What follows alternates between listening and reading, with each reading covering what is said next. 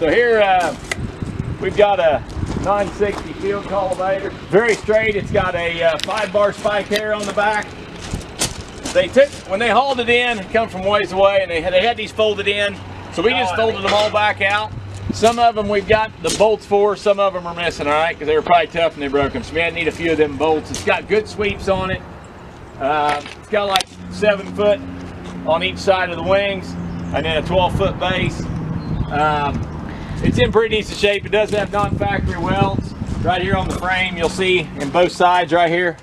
Okay, non-factory weld. There's the original serial number tag. It's pretty straight, but it's an old field cultivator. It does have a rear hitch on it. It comes out over the 5-bar spike, which is a little bit unusual. It's good. Pull a crumbler behind it if you want.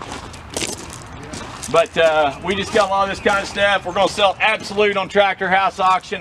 But somebody's went through and put some good sweeps on it. It does have several non-factory welds on the frame, and you usually see that when you get a big hair on the back of them and a hitch.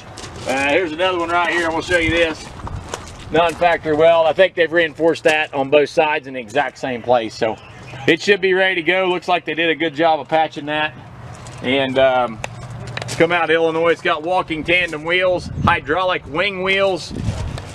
There's a re-weld. You're going to see some of that on this field cultivator, all right? But it'll go out and field cultivate, looks to me like. It's got a lot of stuff on it for a 960 field cultivator.